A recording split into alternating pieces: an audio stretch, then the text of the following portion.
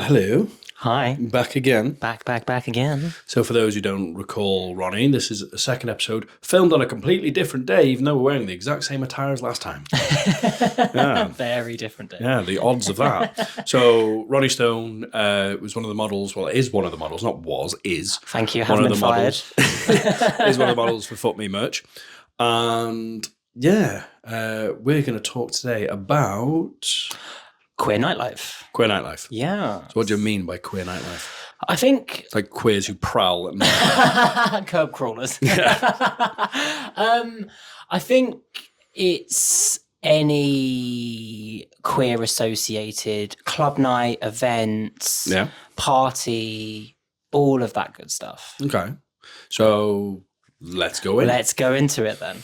So where's probably the easiest place to start? It's probably the gripes and the grievances. Is that an easy way to start, or is it better to start on the happier topic? It seems this way that you're leading the podcast. Okay, so fine. I don't know where you want to go with this. You told me there's a topic you want to talk about, and I'm all ears. So come on, where do you want to go? I mean, there's a few different bits and pieces that I want to start with, but I think one of the best places to start is what makes a queer event or a queer club night popular or appealing. Mm-hmm. I think what we've seen in recent times, I see it in Manchester all the time, I see it in London just as much, saying that, is I think the whole industry has got quite lazy. Quite repetitive. Yeah, exactly. I mean, I can... Like, let's be honest, they know people are enjoying these things, so they keep doing them. But when there's so many of them, it can get quite diluted. Exactly that. And also, I mean, people are enjoying them, but there's only so many people. And they're not going to go out and do the same thing every week. Well, some people do, but they're not going to, most people are not going out wanting to do the same thing every single weekend. No, definitely. And I think where a lot of promoters and sort of queer venues have got really lazy is in just being willing to repackage very slightly as well, only slightly, just the same night over and over and over again. And we're seeing that in the numbers. I know people that have worked on the doors for a few different club nights, particularly in Manchester Village now, and they're just going, we're just not getting the numbers that we used to get, even sort of COVID era, which is wild to think about. Well, I was going to say, that could also stem to the fact that people are a bit more skint at the moment. But, like you said, that was COVID era as well. Well, this is the thing. And there was a lot of people didn't have a lot of money over COVID. Yeah, but a lot of people didn't have many outgoings over COVID. Equally true. So, it's... swings and roundabouts. But how about before COVID? Were you out much on the scene before lockdowns? Yes. I mean, I first started sort of like gay clubbing, for lack of a better term, probably when I was 22, 23. Okay. He might not look it, but he's 30. You charmer. Yeah. So quite a while ago, and would you say it was busier then? Way busier. Okay. Then. Way busier. Because I'll be honest, I quite like the numbers now. I like to be able to get to the bar and have a drink. Straight away. Yeah. Yeah, I get that. I get that. But I know what you mean. Sometimes there's certain atmospheres where you need a bit of busyness. Also, it's just kind of concerning. Like these places are and have been a huge sort of pillar for queer people for a really long time. Yeah. And there's a whole generation and a whole era of people that are not going to experience it in the same way that we got to. Okay. And that's kind of sad to see or sad to know. And I learned so much about myself in these environments. Not always the good things about myself either. Okay. And also learn some good things, like not so good things about others as well. Yeah, and the world around us. Yeah. Like it was eye-opening. Yeah, some people are willing to prey on the fucking young new guys. And the vulnerable. Yeah, 100%. So, yeah, but there's a lot of good things to be learned, like, and a lot of good friends to make. And... Yeah, I mean, my best friend in the entire world, I met on a gig. Really? Yeah, 100%. And we've been totally inseparable for 7 or 8 years now as a result. And we've been through everything together. Like we're pretty much married. Fair enough. So let's talk about like the So Similar. And I think, no, these nights, sorry. Yeah. I think probably what's happening is like, one thing is finding something new. Yes. And then they're all then applying it. So instead of they're thinking differently, it's like, oh, let's just do that on everything because it works. And it's gonna, no, it doesn't work that way. Yeah, it's a bit like, you know, when a new song comes out and then you play it to death. Yeah. And then you're so sick of it that for the next 3 years, every time it pops up on your phone, you're just next. It's that. It's exactly that. They've just totally oversaturated it. Because I remember when I was in talks with, I'm not going to name places, but a specific bar. Yeah. I went on about doing a night, and I said about doing like one room XY music, the other room let's go alternative, noughties, emo, all that sort of stuff. And the look I got, horror. Yeah, it was like, how dare you? It wasn't like they didn't say it. You could just see like, I don't think that'll work. But they've never done it to know. No, exactly. Yeah. And I was like, the only place in Manchester I know that does rock music is Satan's. Yes, and they go all in. That's quite heavy. So I'd like a middle ground. Yeah, 100%. And you can also mix that music with like a lot more clubby stuff as well. Yeah. You know, so that's where I was hoping to go. But it was like pulling teeth. Yeah. Honestly. But anyway, that event's not happening. But it was a case of like, I could see like the reluctance on that. Yeah. But yeah. It's, as long as basically you have to be using one of their 3 pre-approved DJs, one of their 2 pre-approved hosts, and everything else you don't really have much of a say in. I've never run nights. I mean, this is what you do. Yeah. You do event nights, but that's what Ronnie does now, by the way. You have your own events company. Yes, I do. Yeah, Cavalcade Club. Yeah. So it's funny because I've also had a lot of interactions with venues over the last few years, most notably over the last sort of 18 months, as the sort of the name and the brand has picked up a bit of traction. And it's very frustrating for me when I get invited to have a meeting with management team of these venues, and then they love what we do. They want everything that we can bring, but they don't want this. They don't want that. They don't want anything else. I'm like, what do you actually want? What freedoms are you actually going to let us have? And oftentimes it's very, very few. And that's very frustrating because you want to help them help themselves. Like they've clearly seen something that we're bringing that they want, but then they're just not willing to venture beyond what they already know. Yeah, I mean, like your stuff, like you got people in like latex with massive devil horns, acting really out the box. And, people hanging from their hair and teeth and bringing fire and candle wax shows and everything. Like, so it's clearly grabbing some attention. Yeah, it is, and we've certainly felt that over the last few years. You know, there are a couple of gigs that happen every year that we've been going to for years and years now, and they're asking more and more from us every single time, which is very exciting. So let's talk about other nights. Because you said you want to talk about diversity. Yeah, so yeah. What do you want to talk about them? So I think oh gosh, I don't know where we're going. I don't know where we're going, Ethan. Was it like? Did you want to talk about like what to do for these nights or what kind of vibe? I don't know. Yeah, I think a lot of people struggle to know how to be in these environments. I've certainly seen that more and more over the last few years. And when I say how to be, I mean that in every sense. So what they're wearing, who they should be going with, whether they feel safe and comfortable enough to go alone. Yeah. That's something that we've seen a lot more of. More and more people are willing to go out on their own. Yeah. Okay. Which is surprising and bucks a wider trend. But I've noticed it in sort of queer events. A lot more people solo. Yeah, 100% solo flyers, which is, I think that's a really good testament to a lot of the spaces. But at the same time, ooh. Go on. Gave me a thought for a buddy system. Yeah. Oh, a bit like the sort of friend bench in primary school. I don't know, maybe. If you didn't have any friends to play with, you'd sit on the friend bench and then someone would come and say hi. I never heard of that before. Have you not? No. Oh, okay. Maybe it's just my school then. But no, it just popped in my head like some sort of like buddy system thing or just like a pre-drink hour. Like a social beforehand, like a mixer. Yeah, a lot of events are doing that now. Yeah, and just have like a coloured wristband say, I'm a lonely person. Yeah. Maybe I wouldn't phrase it like that. Yeah, I have no friends.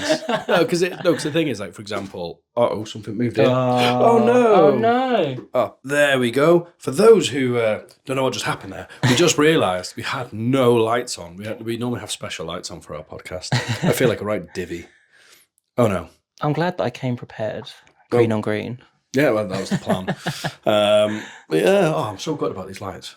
It's all right. Anyway, where were we? Where were we? Events. Yeah, this buddy bench thing. Buddy bench, yeah. So my idea was just like so you had the whole pre-drinks and stuff and giving them the whole, I think events are starting to do that because, for example, I was saying there's an event Club Locked. Yes. Like I do actually quite enjoy it. Yeah. But my partner, he's like, not for him. And me and him tend to go out everywhere together because we just have the same social group of friends, same interests for the most part. Yeah. But on this night, he's just like, not really bothered. Yeah. So, yeah, I went to one of the pre-drinks before. I'll be honest, it did not help.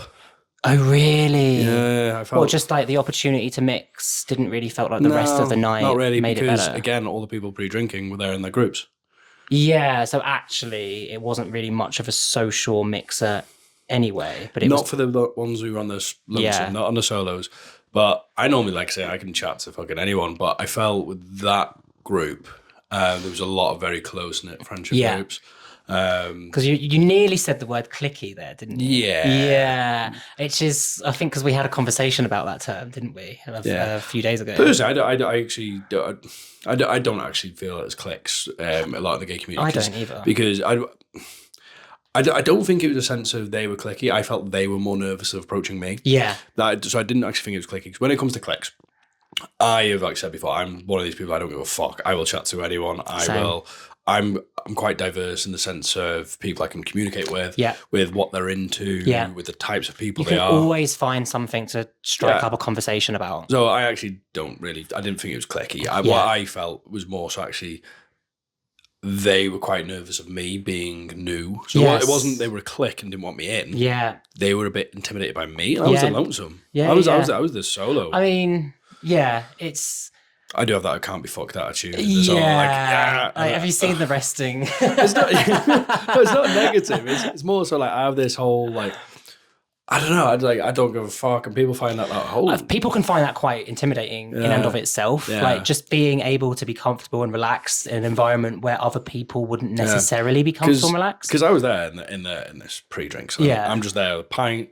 Yeah, I was like, and I actually quite enjoyed people watching. Yes, same. Because it was in that event. There's actually a lot of pups and stuff. Yeah, and that's quite that's quite interesting.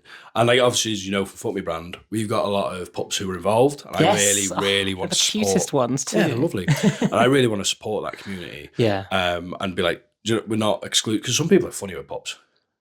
Yeah, I think it's generally people that don't quite understand it. Yeah, and I've actually, because of this and going to lock, I've actually messaged one of our pups, and I've no Shadow.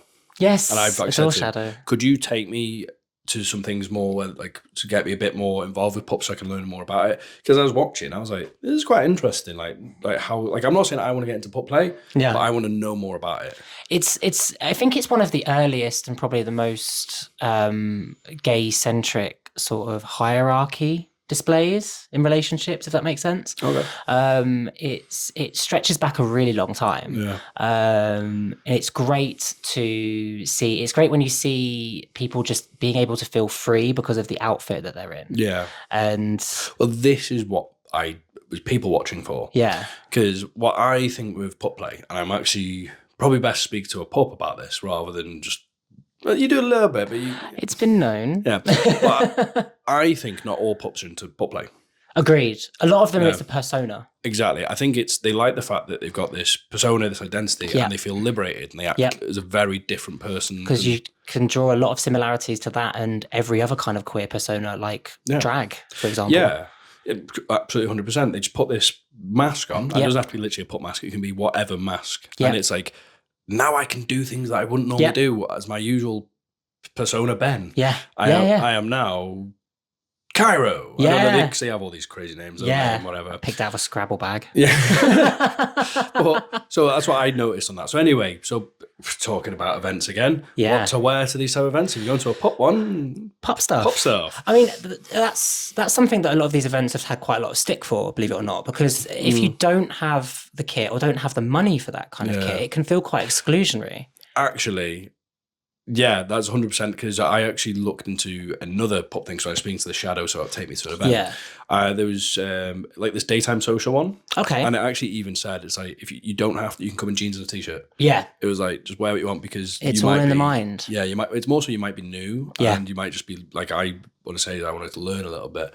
But yeah, I've, for example, these rubber nights. Yeah. I don't own a single piece of rubber. Do you not? No. That surprises me. I want to give it a go. I was going to say, I'll say you could borrow some, but there's no way any of mine would ever be. That's the thing. It's like, for something I'm not sure if I like, do I really want to spend? It's a big investment. Yeah, I mean, I can rationalize it because I can just put it down as costume. Yeah, but that's quite easy to rationalize it that way. But if you're not going to be wearing it all the time, all of a sudden paying £300-400 for a custom suit you're going to need. Exactly, it's a lot. Yeah. It's a lot, and that's something that at our events we've always tried to be very conscious of. You know, you've seen it the last one. Like there are some people that are just rocking up in jeans, t-shirt, and a leather jacket, and that is just as much cav as going in a harness, a pop hood, and a tail. Do you know what I mean? Like that's just as much on brand. There's loads of diversity with yours. It's so much fun. It's the best part about it is being able to see everyone getting excited about getting dressed up. I wonder, and if anyone knows this, is there like a rent-a-gear kind of like business somewhere that like you can rent this rubber outfit for one night? I mean, there's a lot.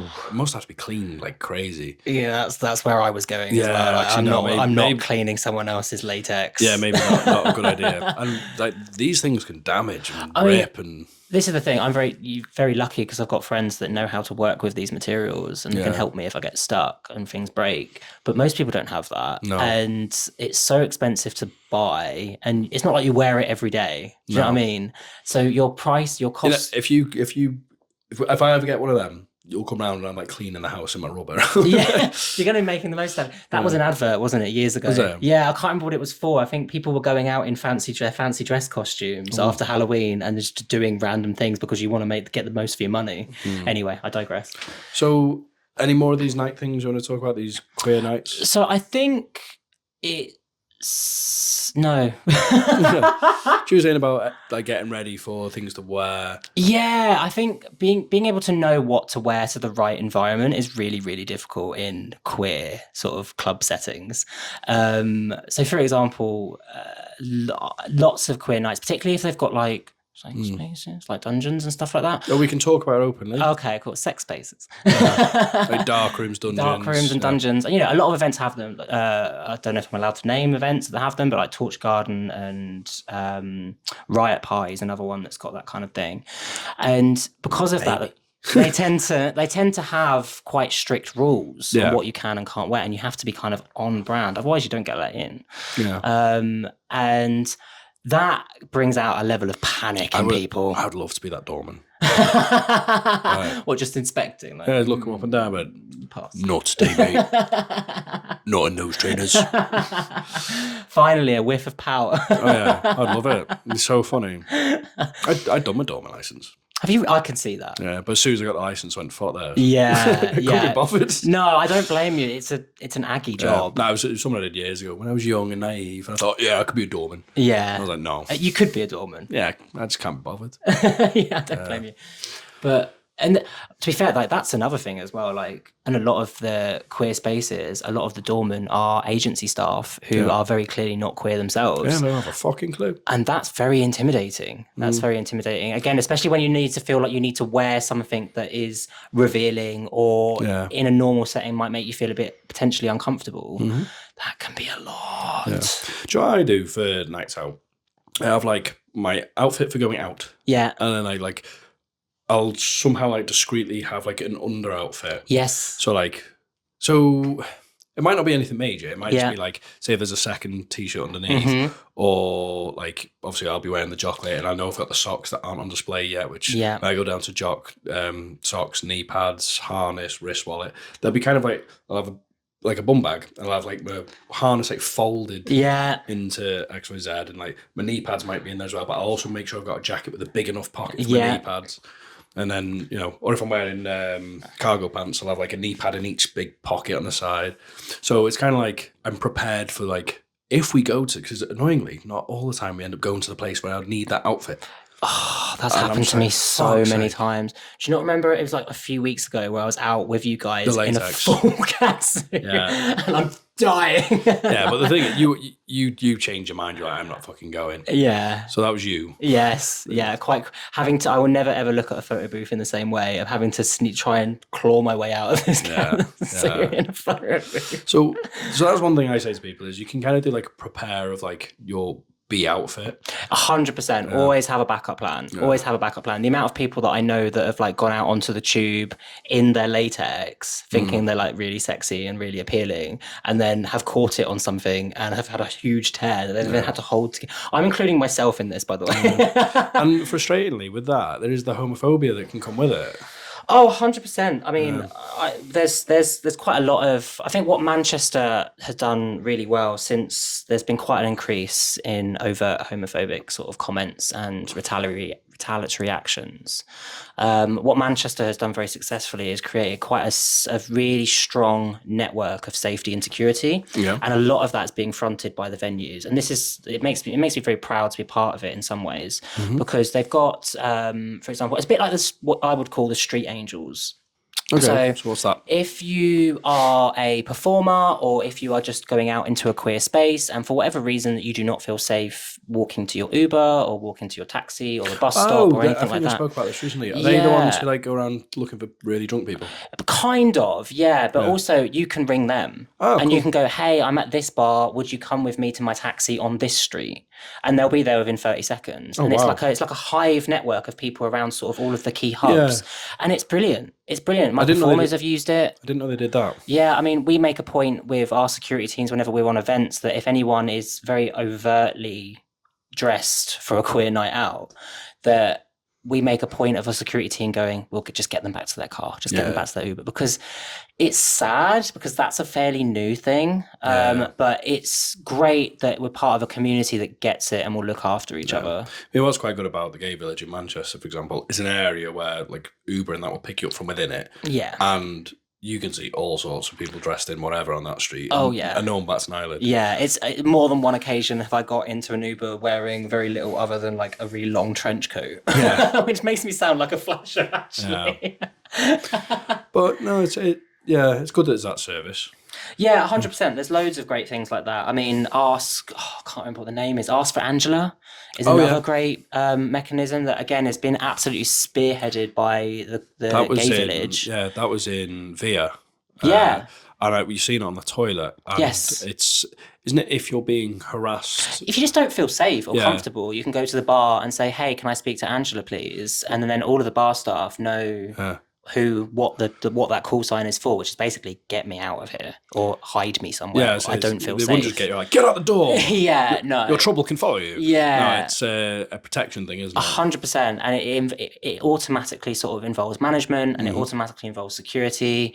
It's just, again, these are all things that are being spearheaded by the sort of the gay village. And we're seeing an increase in CCTV and things like that, which, again, depending on where you sit on those matters, but it's generally a good thing. To be fair, I think that people go, there's too much CCTV. The amount of people it's helped.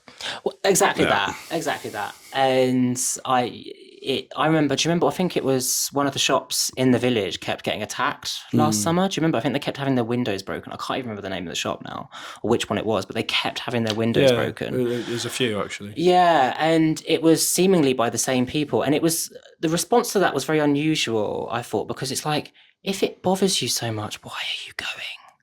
Yeah. No one's like, there's not some sort of gravitational pull that's driving you towards the village. Yeah. So why do you care?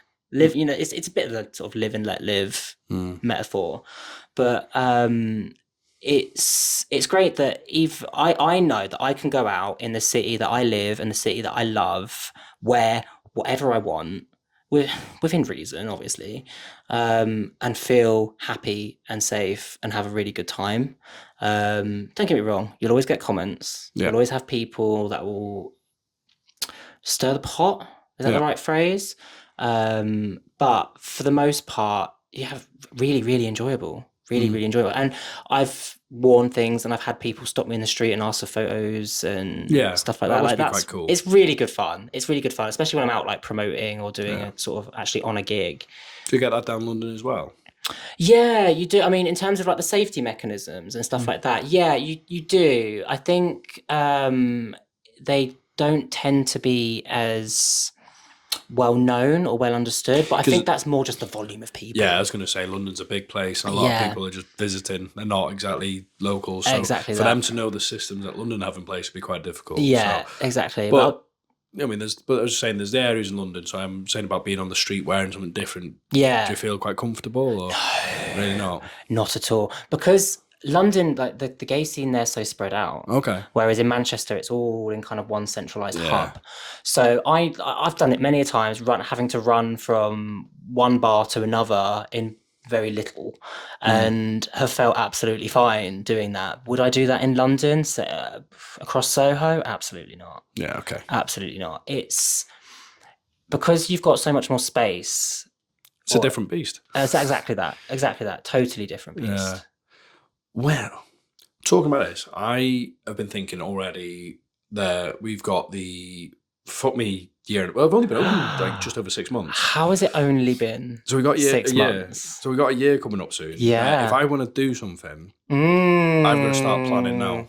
Yes. Oh, that's refreshing. Someone thinking ahead. I know, mad, isn't it? In the events industry, that is unheard of. But yeah, normally it's I want to do a party when next month. It's like No. I want to do a party when Saturday. Oh, sure. That's usually what we get. Yeah, no, that's not how I do things. As you know, no. I'm all ready for Fkme. I've got new lines planned for next year, all the way after, through. Yeah. And like with the year anniversary, first year, we've done so well, as you're saying. Like, how's it only been 6 months? How? Yeah. It's like we got to do a year. Yeah. So you're thinking of a big party then? You want to do a big celebration? Yeah, when I say party, not just like invite my closest friends. Yeah. It's got to be. I want the public. I want the customers. Well, the people that love the brand. Yeah, I want it to be for them. Yeah. You know, and it's a way for us to celebrate as well, 100%. and also put on a big fuck off like. I don't know. It's not a display, a show. I want to put extravaganza. And obviously, I want like Fkme stuff everywhere. Yeah. And I'm thinking, like saying, show. So not just a club night of come in, here's some music on, and then everyone having a dance wearing Fkme. It's not that. Like you can wear Fkme if you want, but so you want to do the whole like immersive, experiential kind of a more engaging kind of night out. Yeah, because I mean, a lot of the thing that's kind of influenced it is your cavalcade. Oh, look at me! But obviously, I want it to be different because we've talked about this before. Things need to be different, but I'll take a feather out of your cap. How's that? What's that term? Is that the I don't know. Feather out of your cap? I've never heard String that. out of your bow. I don't know. Yeah, I'll take that one. I've heard that. So do that and kind of do it that way because yours is like a cabaret where you have like there's music playing through, but then there's shows put on as well. Yes. So I want to do that, but like let's I think we're live in front of everyone. let's spitball some stuff. Cool. So obviously birthday party. Yeah. So, I mean, that already gives you lots of opportunity to play if theming, costume. Like, do you want... I've done birthday parties for brands before where we've ended up doing like pass the parcel. I'm assuming that's not what you want. Unless you want like cock rings as opposed to sweets under each layer. You never know. So I'm thinking I want a big club. Big club. Yeah, big club. Yeah. Music, I'm thinking... Dush, dush, dush. I'm a bit of a mix. A mix. But like, you know my style of music. So what would you say mine... Probably noughties, emo mixed with a bit of club era. Yeah, like, I've got to think of the audience. Yeah, 100%. I want it to be... Yeah, I want it to be danceable. I want people to dance. I love dancing. Yes. And, but I want something where they can also sing along to. Yes. So that's... Okay. So you really want the belters that everyone knows, that everyone is familiar with, mixed with something that's actually going to get people up and energized. Yeah, exactly. 100%. Because we can't just have a sing-along night. No, I mean, we could. The entire night. Like, do like the dot bouncing above the words on the screen now. Old school karaoke. But I want it like that, but like edgy. Yeah. And like I want... Because obviously with Fkme, everything's very unapologetic and not giving a fuck. And quite tongue-in-cheek as well. Yeah, I was going to use the word tongue-in-cheek, actually. So right out sorry, of the words. stole it. No, it's fine. So I want that. So I'm thinking, like, I want... Obviously, you have your go-go dancers. Yes. But that's just typical that everyone gets in clubs. I mean, you But get that in every I'm club going to now. do it where it's very diverse. Yeah. Because that's what Fkme is. It's Yes. very like, we don't give a fuck. Yeah. I don't give a fuck if I'm a twink, if I'm a dad bod, if I'm a bodybuilder. Or a if twas. Twas, yeah. It's a new thing, it was. If someone's a massive bear, if Yeah. someone's like, all different types. So I'm going to have, because obviously people know our models. Yeah. As yourself. Yeah. And they've automatically got the heads up. Like Okay. I've already briefly spoken to a couple. This has been bubbling for a while. I'd say, a couple of weeks in my head. Cool. And I was like, what do you think? And some of them like, yeah, I'm there. Yeah. And that's what we like. Let's do that. But I want, that's not the performances. That's just. No, that's just something that's happening. Yeah. Yeah. But I'm thinking like, I want edgy performances. Yeah, like, okay. Well, you're talking to the right people. Yeah. So we can go pretty much from the craziest of like Cirque du Soleil level performers all the way down to absolute maniacs who are sticking pins in their eyes. Eyes. I've booked worse than that as well. There's some. What's that worse? So on my books, there's one of like 6 regurgitators in the UK. Like this is the thing. We can go full depravity if that's the route you want. I don't think. I know what you mean, but I don't think that fits the vibe. No. I think you're right. But, I'm just saying. So the Cirque stuff, obviously from like Cav, that's what I've seen that's kind of inspired. Is like the aerial stuff and whatnot. That's cool. Yeah, I mean, what I do want is like something that's like quite like a it's gonna. It's quite awe-inspiring. Yeah, like it's gonna shock people. It's gonna be not just like shock, but not disgust. Yeah. Okay. So it's like there's gonna be like, oh, that's impressive, or oh, that's cool, but there's also oh, fuck. So many things. Like it can be naughty, can't it? Yeah, because that's the brand. Yeah, because like Fkme is very unapologetic and also very sex positive. How about like BDSM shows? I could do that because people would pay good money for that. Yeah, I mean, if obviously we could find someone, but I could do that. There we go.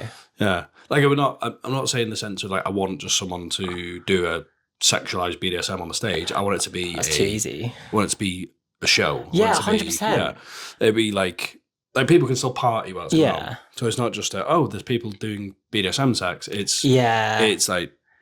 Oh, it's just I'm in a cool atmosphere and there's some cool shit going on. Durational kind of. Yeah. But that could be a show though. It could make people stop and stare, or they can just be like, oh, I'm gonna crack on having me boogie. Yeah. But speaking of sexual though, I do think if we can, I want to find a venue that we could dark room it. Not the entire venue. Yeah. Just have its space. Yeah, I mean, I think good to separate it out anyway. Yeah. Having worked on events where they haven't separated it out and I've seen very panicked bar staff. Which is a separate story entirely. But I think that's like certainly doable within Manchester if that's where you wanted to. I'm assuming you want to do it in Manchester. Yeah. Ideally, yeah, because that's like my town. Yeah, 100%. And also a large part of what makes Fkme is based in Manchester, I suppose, with all the models and stuff. Yeah, well, no, models are quite spread. Yeah, they are, aren't they? Yeah, we've got some from right down the south coast. Yeah. But, yeah, so no, a reason I want Manchester is I think being like my town and stuff, and there's a lot of supporters here as well, even though it is countrywide, and it's very central as well. But maybe like saying this one doing Manchester, but maybe 2 year. 2 year could be London. I don't know. That'd be good. But yeah, no, I like this. So I want So you want naughty shows, you want circus performers. How naughty could I go? I mean, it really depends. I mean, if you're going into a venue that's got a license for certain things, you can pretty much do anything. This has opened up other things. I don't want a sex show. I don't want it to just be. I mean, that's a bit obvious, I think. It just makes it a sex club thing. Yeah. I want shows. Showmanship. I want shows. I want a vibe. Yeah. I want it to be party. I want audience engagement. Yeah. Like participation, some sort of level. I want alternative. I want sexiness. I want the brand to be. I don't just want it to be another party night. I want it to be like the brand's something party. That sticks out in people's minds as well. Yeah, no, I totally. It's a birthday party. Yeah, so generally birthday parties you go all in anyway. Yeah, and I think with a combination of like a big sort of cabaret show with all of the boys, various boys doing various different things, whether it's hanging from chains or even hanging from their teeth or anything like that. Moving that into some sort of more shock and awe stuff, the BDSM type performances. Like could you imagine a flogging show? Could you imagine just bringing some poor individual up on stage and just battering shit out of them for 20 minutes? I mean, people would love that. Yeah, but that's my forte. Exactly. So I could do, so that I can tick that box. 100%. So that's one. So you've got Go-Go Boys with all your models. That's two. Should we get a host? I think you'd need to if you're going to have like a show anyway. And also you kind of want someone that's going to, because this is new. Yeah. So you kind of want someone that's going to be able to set the mood and set the tone. And you're probably best, you might roll your eyes at this. Okay. I found that hosts and MCs, if they are drag, it goes down really well. Yeah, I mean, I've been to loads of events where it's drag anyway. So yeah, it's something about drag makes people feel safe. Yeah. And even if they're not familiar with the brand or the night out, they see that and they're like, oh, okay, something fun's going to be happening. Yeah, because I imagine it could be like, oh, this is very serious and intense in here. But a drag can be like, oh, no, there's going to be a laugh. Exactly that. Exactly that. And I think that perfectly matches your brand anyway, especially with social media and stuff like that, because some of your socials are quite funny. Yeah, well, that's the plan. That's what I hope. And yeah, like I said, I want some audience participation, so I'll have a bit of a think on that. Audience participation. Yeah, but it could be as simple as like doing games. It could be, I don't know, the drag getting them up some free prizes. Prize. I mean, people go rabid for things like that. Well, we're a brand, and that's the thing, we have merch, so we can do a few things. I've been thinking I want to get another 360 things. The ones that you stand on, they like camera goes around you. Yeah, I think I want to get one of them, but I want to whack it. Fun. I want to put it on the stage at one point. Yeah. So like any performers that you've got on that will lap that up. Oh yeah. You'll never be able to get them off it. We'll have to police it. Yeah, I'll have to fucking get them. Yeah, off. Exactly. I want it for the people. Yeah. I mean, but yeah, no, you are right. Because the thing is they're the ones that come with all the makeup and the hair and the costume and stuff like that. They're going to be like, oh my God, finally a moment for me. I'm like, no, this is not for you. This is for the people. Yeah. That's a good thought, actually. Didn't realise. But yeah, no, that's the kind of thing I want to do. Obviously, I said the anniversary, so that's May. Yeah, so early May, end of May. It's May bank holiday. That's when we launched. Because there's 2 in May. Because you've got May Day. End of May. End of May, sorry. Okay, cool. So end of May, that's plenty of time. Yeah. And you can book all sorts of fabulous things. I mean, venues would be fairly easy to get for what you want, believe it or not. What else would there be? What springs to mind? Aerialists certainly spring to mind. Circusy sideshow stuff. You want kind of the spectacle bits and pieces. You can have people breathing some fire. We're going to have, what else can we have? Sideshow clowns, but we won't make them look like clowns. But unless you want clowns, do you want clowns? Thing is, I do a good clown, and I've done a good clown before, but I did scare the shit out of some people. So was it intentionally a horror clown? Yeah, it was. Okay, but I do know clowns do trigger. They can do. Yeah, it's really weird, and I fucking hate that because I think clowns are ace. I think they're really funny. Yeah. Let's not plan on clowns. No, okay, no clowns. We might. You never know. End up with a clown, but it's not gonna be me because I want to get on. I want to do that BDSM thing. Yeah. Unless I be a BDSM clown. I mean, that would add. Spinning, I mean, if people are triggered by clowns, adding a BDSM element into that would really trigger them. Maybe not then. Because I was going to say, I can do some flog spinning and all that. And I mean, flogging, flailing, all of that kind of stuff, that would be because it makes a cool noise. Yeah. And that's the sort of thing that's going to attract attention as well. I'm doing it to the music. It'd be like proper. Yeah, that's what I mean. A big show. But yeah, no, we'll do that. Not just that, we're going to have loads of stuff. But yeah, I think when you said about finding a place being easy, I thought with the having a dark room, I thought that'd be difficult. But obviously, I mean, it's limiting in some ways, but you're talking to the right person. Sweet. So thankfully, I have contacts that can easily accommodate that. There's a few different venues in town that can accommodate that actually, and not just within the village. I mean, I assume you want it in the village. Yeah, ideally. Yeah, because it's a very sort of gay-centric brand, isn't it? So, bank holiday weekend. Yeah. May. I'll put it in the diary. Sorted. So what I'm actually going to suggest now, because we're actually going to be closing off soon, is every listener is, if you're interested in coming to the big Fkme birthday celebration, is get that in your diary. Right now. this episode isn't going to be out tomorrow. No. So you know how to sort ticketing. Yeah, we can sort that. So if you look in the links, it might be there. When this is released, it might not be. It might be there if we're... Depends how organised we are. Yeah, because we've literally gone talking now. Yeah. To... We're going to do this. We've got to get this shit together. So if you actually look, there might be a ticket website. Yeah. And that will be us getting ready for the Fkme anniversary. Yeah. Just a few phone calls and it'd be good to go. Yeah? Yeah. Sweet. Yeah, because I need your expertise on this. I mean, I'm glad to provide support as and when needed. Support, yeah. No, this is a joint venture. 100%. With what you do. I think between us, we'll be able to bring out the best of both of the brands. You know I have a crazy brain. Yes, I'm sure I'll be getting voice notes at 2:00 in the morning going, Ron, have you thought about this? Yeah. I'm like, no, I haven't, but I like it. Here's a different take on the idea. Yeah, fire balloons. Yeah, you see, right. Yeah. I'm already interested. What? But we can make it work. Yeah, you never know. Yeah. Okay, so let's get cracking. Let's do it. And Club nights. Keep watching this space because this might come up a few times before May. Definitely. But yeah, have a look in the comments. Check for tickets. And thank you for listening to the Fkme podcast. Bye. Bye.